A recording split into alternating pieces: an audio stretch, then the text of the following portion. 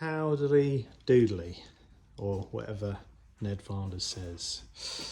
Here's the Peugeot 106 GTI engine conversion.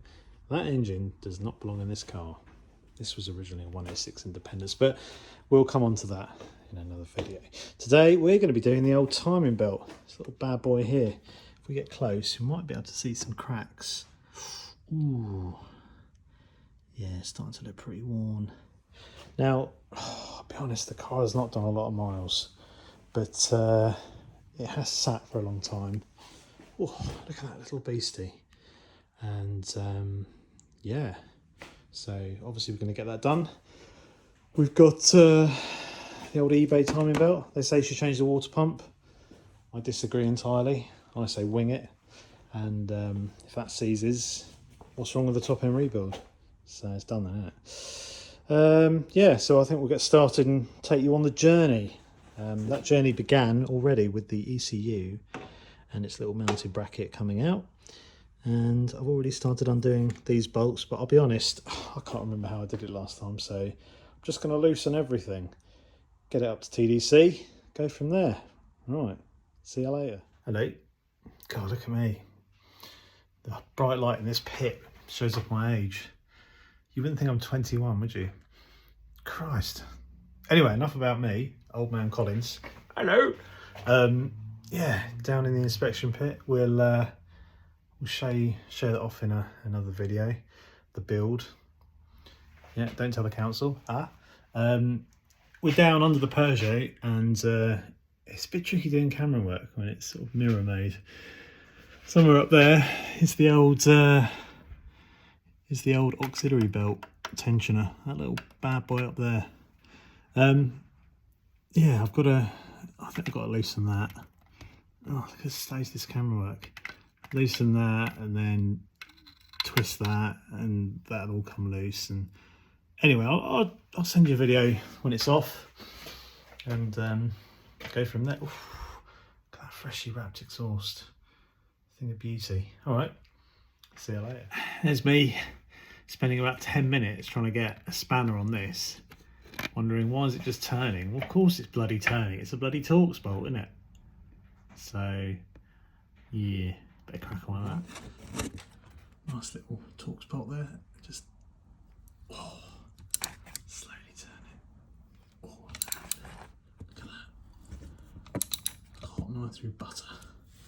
So after you've undone that little Torx bolt and the 3 bolts that I showed you at the start of the video for the auxiliary belt, you've got to do this one here. So just get a span on it, innit? And then turn it. Righty tighty, lefty loosey. Okay, all the bolts should be undone on the tensioner. You've got this little threaded long bolt which we need to turn to loosen the tensioner. So I'm turning it clockwise. Is that the right way? It's not getting any tighter, so let's assume it's the right way. That should bring the pulley downward. Oh, it sounds a bit crispy, doesn't it? Anyway, let's see what that's done. Yeah, I think without doubt that is looser, but it's not quite loose enough. So I'm wondering if maybe we need to just loosen those a little bit just to assist it. So yeah, what's happened here is the threaded tensioner bar has sheared. It's sheared away from itself. You can see the 2 parts there. So yeah, new tensioner. Oh, can I fix this? Okay, so belt tensioner off, and as you can see, the threaded bar has clearly seized and then sheared. And there's the rest of it down there. And just for context, you have a bolt that goes through into this hole, through there. Threaded bar attaches, and when you wind it clockwise, you're effectively, I don't know what you're doing. Oh, of course, you're pulling this part downwards. When you wind it anti-clockwise, you're pushing it away, and that in turn pushes the pulley up or down against the belt. So yeah, I don't really want to buy another tensioner, even though this has seen better days, but I think we can clean all this up and replace the threaded bar with something. Let's see what we can do. First things first, we need to get this puppy out of there. So that's where the heat comes in. Let's warm it up and see how we get on.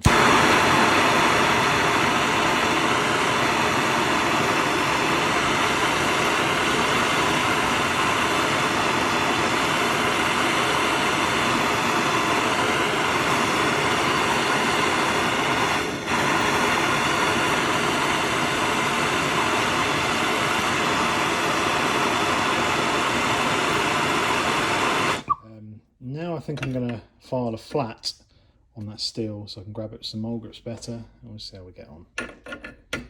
Now that's got 2 flats on it. Should be able to grip that with some mole grips. Right, let's see if this puppy turns.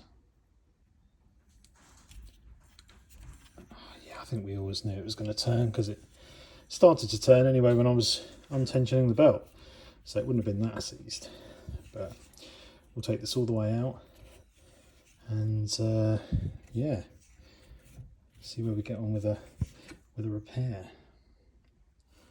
Boom. So yeah, I was sort of hoping I could find a bolt with a hex on the end, but all I've got is this coach bolt, same thread though, a little bit long, so I think we'll cut that down, and then I'm going to weld this nut on the end there, and that should do the job. Left-handed sawing, can't beat it. Let's get it on there like that. Oh! People in the comments be like, put a bit of spray on it, you bastard. Pretty sure this blade is blunt.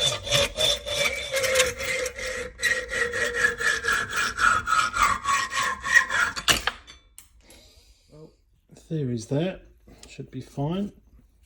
Just need to weld a nut on the top and that'll be mint.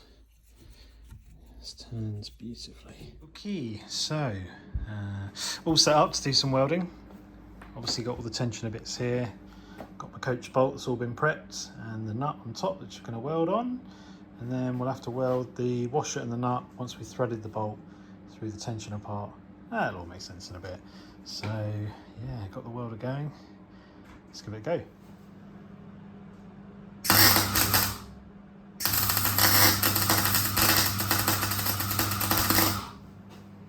So welded the nut on the end. It's cherry red, so don't touch it, boys and girls. Okay, so with that nut at the end welded onto the coach bolt, we now have to weld on this nut here, so it means when we do up or undo that bolt, it's not going to undo itself. Well, there we have it. We got our mended tensioner with the custom bolt. Now, I'm not going to lie, that welding isn't the best.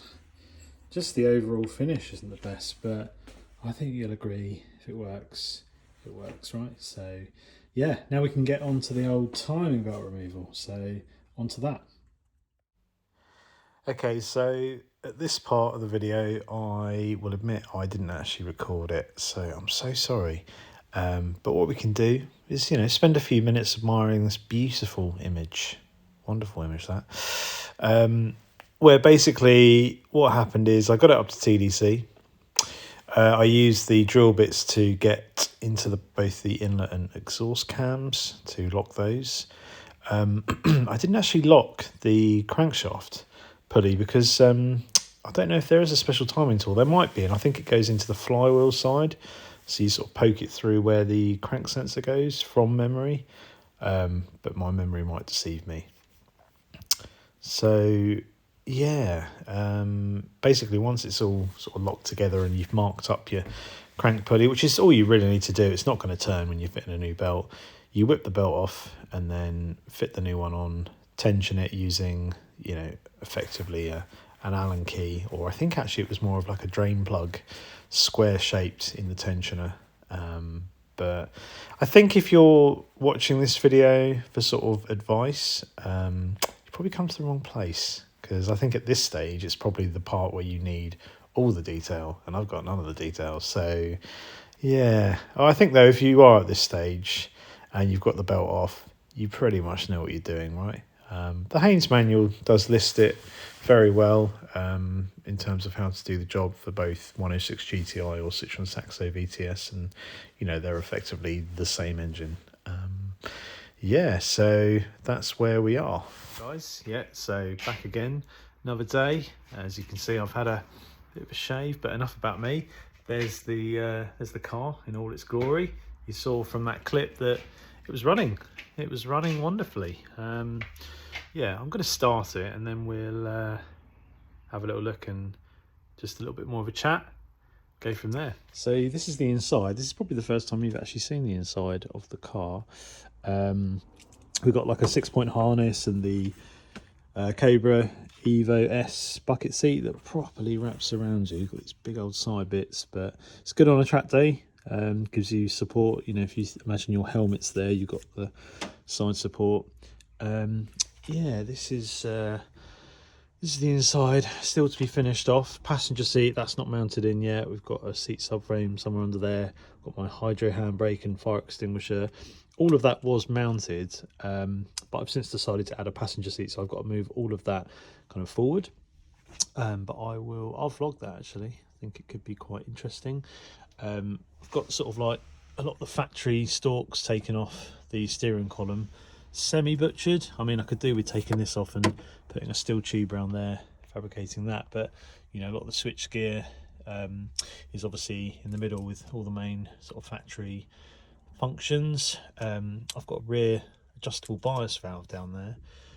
That is obviously for the rear axle that I retrospectively added out of the GTI, because you usually have a bias valve when you've got more weight in the back, a heavy boot or passengers. Yeah, so I think I'll do a sort of a better video on this. For now, I think we'll just fire it up. I don't think I've got any fuel in the car, so we'll see how she goes. Look at that on the button. Yeah, we'll a bit of a low battery as well. Let me give it a few blips with the old throttle. Attempt number 3. Absolutely dead. Right, let's take a jump pack on. There we go. The car is up and running. Let's go and show you in the engine bay side. Yep, so that's running nicely. Well, as good as it could have ran. Bearing in mind, this car has been sat for quite a few years now. So yeah, it sort of really needs a service and a bloody good thrashing. But yeah, it's sort of, it is what it is really.